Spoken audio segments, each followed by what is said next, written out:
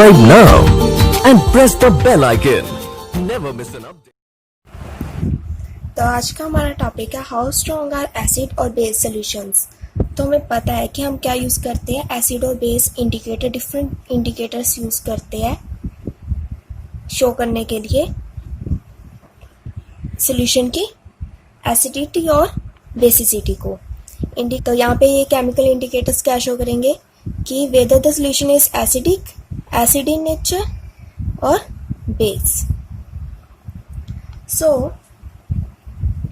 हम देखेंगे कि हाउ स्ट्रॉन्ग आर एसिड और बेस सॉल्यूशंस। तो हम यहाँ पे देख सकते हैं स्केल में कि जो पीएच वैल्यू है ये क्या है, 7 पे क्या होती है, न्यूट्रल होती है, और 0 to 7 क्या होती है, acidic in nature. From this is acidic in nature. अगर 7 से, जैसे यहाँ पे 6 होगी, 5 होगी, 4 होगी, 3, 2, 1, जैसे जितनी वैल्यू कम होती जाएगी उतना एसिडिक नेचर इंक्रीज होता जाएगा।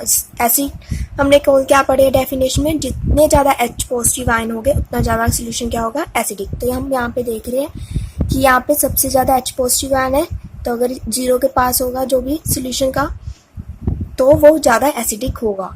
और अगर इंक्रीज होती जाएगी वैल्यू, वैसे उसमें H पॉजिटिव आयन्स कम होते जा रहे हैं और एसिडिटी उसकी कम होती जा रही है। और जैसे ही वो 7 के पास आएगा वो कैसा हो जाएगा, न्यूट्रल हो जाएगा।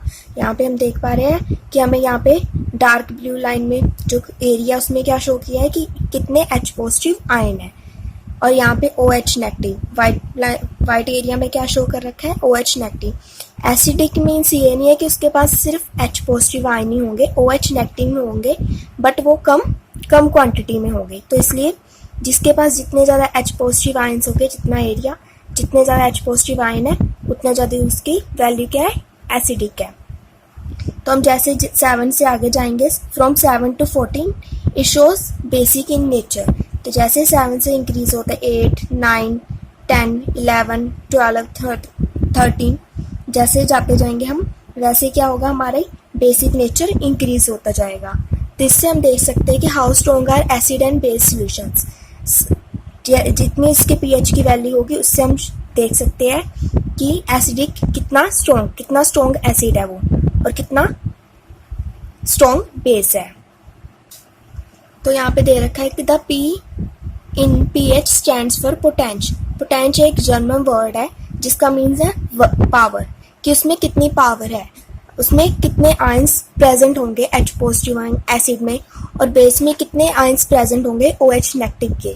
तो इससे हम इसकी जो क्वांटिटी और पावर से हम जान सकते हैं वो कितना एसिडिक होगा या कितना बेसिक होगा। इसमें आपको एक और टर्म दे रखी है, यूनिवर्सल इंडिकेटर्स। यूनिवर्सल इंडिकेटर्स क्या होंगे, it is a mixture of several indicators. ये मिक्सचर होगा बहुत सारे इंडिकेटर्स का, जैसे फिनोल्फ्थालीन, मिथाइल रेड, ऐसे। It is a mixture of several indicators. और ये क्या शो करेगा, it shows different colours at different concentration of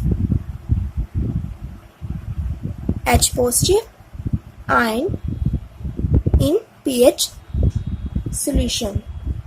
तो pH solution में जितने H positive ion, अगर H positive ion ज़्यादा होंगे तो उसके कलर डिफरेंट होगा। डिफरेंट कलर्स से हमें क्या शो होता है कि उसमें कितने H positive ions प्रेजेंट है सॉल्यूशन में। तो हमें यहाँ पे डेफिनेशन लिख लेते हैं pH की। It is the pH of a solution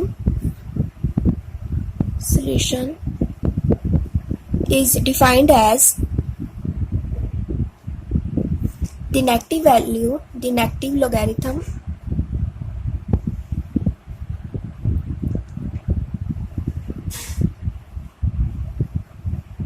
of the hydrogen ion concentration of solution।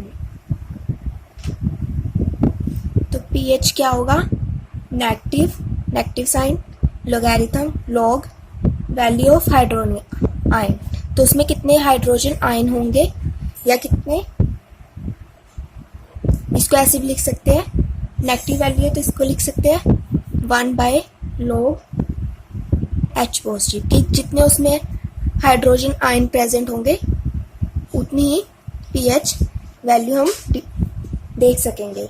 जैसे हमने पिछले उसमें डायग्राम में देखा कि जितने हाइड्रोजन आयन होंगे उसके हिसाब से पीएच वैल्यू हमारी वेरी कर, हमने पिछले डायग्राम में देखा था तो हमारी पीएच वैल्यू वेरी कर रही थी फ्रॉम 0 to 14 तक। जितने उसमें H पॉजिटिव आयन होंगे सोल्यूशन में हमारे प्रेजेंट, उसके हिसाब से हमारी पीएच की वैल्यू वेरी कर रही थी।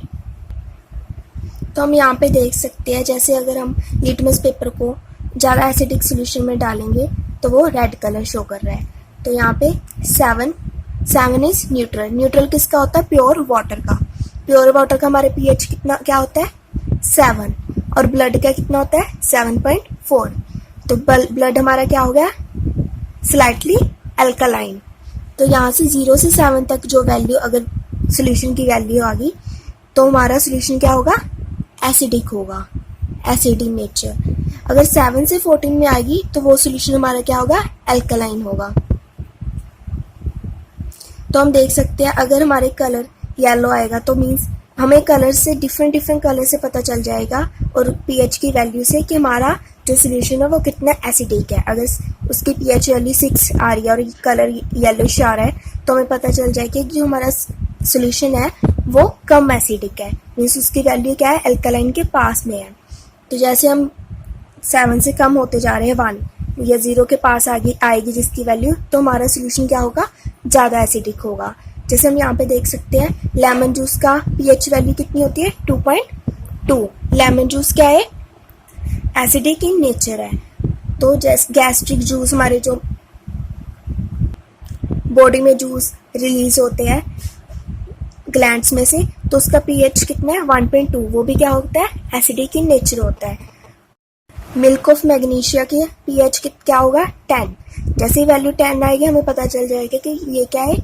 अल्कलाइन है, बेसिक इन नेचर है। तो इसका यूज़ हम कहाँ पे यूज़ करते हैं? जब एसिडिटी हो जाए तो मिल्क ऑफ मैग्नीशिया की डोज दी जाती है। तो सोडियम हाइड्रोक्साइड क्या है? हमारा स्ट्रॉन्ग बेस है, NaOH। तो उसकी वैल्यू क्या है? 14 के पास है, इसलिए वो क्या शो कर रहा है? Strong base. इस तरह डिफरेंट पीएच वैल्यू से हमें सोल्यूशन का नेचर पता चल जाता है कि वो कितना एसिडिक है, कितना बेसिक है। तो अभी हम देख लेंगे importance of pH in our daily life. हमारी डेली लाइफ में पीएच की बहुत इम्पोर्टेंस है। तो हम डेली जो वर्क करते हैं, आवर बॉडी वर्क्स विदिन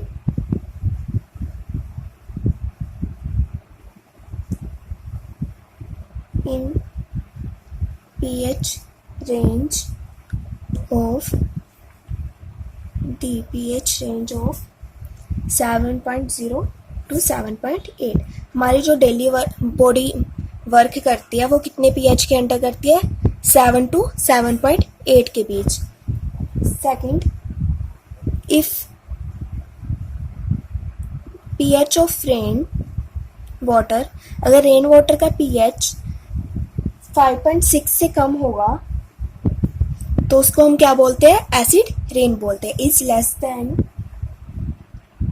5.6, हमें क्या पता है? 7 से जो भी कम होगी वो किस तरफ चली जाती है? फिर एसिड नेचर की तरफ चला जाता है सोल्यूशन। तो अगर 5.6 से कम होगा तो उसको क्या बोलेंगे हम?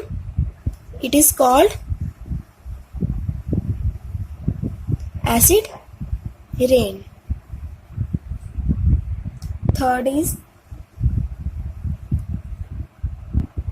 हमारा जो स्टमक है वो प्रोड्यूस करता है हाइड्रोक्लोरिक एसिड, जो हमारे बॉडी को कोई हार्म नहीं पहुंचाती। बट जब हम इंडाइजेशन करते हैं, डाइजेशन होता है जब हमारी बॉडी में, तो वो बहुत ज़्यादा एसिड प्रोड्यूस हो जाता है, कई बार बहुत ज़्यादा एसिडिक हो जाता है। तो उससे क्या होती है? पेन और इरिटेशन स्टार्ट हो जाती है। उससे बचने के लिए,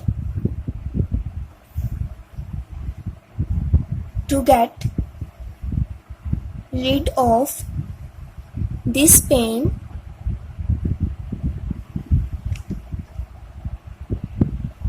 पीपल यूज बेसिस, कौन से बेसिस बताए थे अभी मैंने,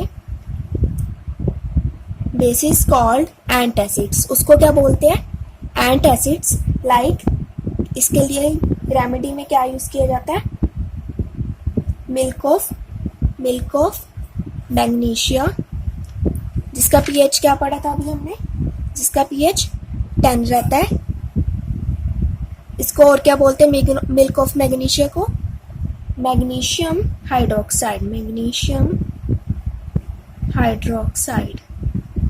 तो इसका फॉर्मूला क्या रहेगा MgOH, और OH जो OH रिलीज करता है वो क्या होता है बेस। तो इससे हमें पता चल रहा है कि ये क्या है बेस है, जिसको यूज किया जाता है एसिड को न्यूट्रलाइज करने के लिए। फोर्थ हम देखेंगे जो स्ट्रिंग्स होती है, लाइक बी स्ट्रिंग्स, मधुमक्खी काटती है तो वो भी अपने सेल्फ डिफेंस के लिए कौन सा जो हमें काटती है उसमें क्या रिलीज करती है, मिथेनोइक एसिड रिलीज करती है।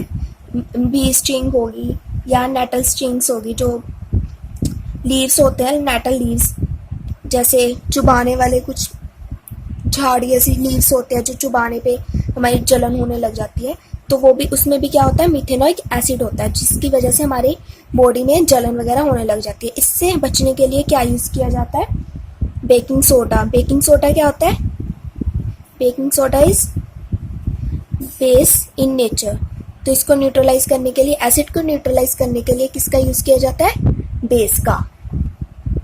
तो हम कुछ यहाँ पे नेचुरल सोर्सेज देख लेते हैं जो एसिडिक, जिसमें कौन से एसिड प्रेजेंट होते हैं। जैसे विनेगर है, विनेगर सिरका घर में डेली यूज कर, अचार वगैरह में यूज करते हैं, उसमें कौन सा एसिड प्रेजेंट होता है, एसिटिक एसिड। ऑरेंज, जो भी हमारे खट्टे फ्रूट्स हो गए, ऑरेंज या लेमन वगैरह में, इसमें क्या कौन सा एसिड प्रेजेंट होता है, सिट्रिक एसिड। टर्मरिंड, जो हमारी इमली होती है, उसमें क्या कौन सा एसिड प्रेजेंट है, टार्ट्रिक एसिड। टोमेटो में कौन सा एसिड प्रेजेंट होता है, ऑक्सैलिक एसिड। और सावर मिल्क में लैक्टिक एसिड, जो कर्ड होता है, दही होता है हमारा, उसमें कौन सा एसिड प्रेजेंट है, लैक्टिक एसिड। और एंट स्ट्रिंग में मिथेनोइक एसिड, नेटल स्ट्रिंग में भी मिथेनोइक एसिड। तो जब भी हमें एंट वगैरह डंक लगाती है तो हमें जलन होने लग जाती है, किसकी वजह से, क्योंकि वो मिथेनोइक एसिड रिलीज करती है। Thank you for watching.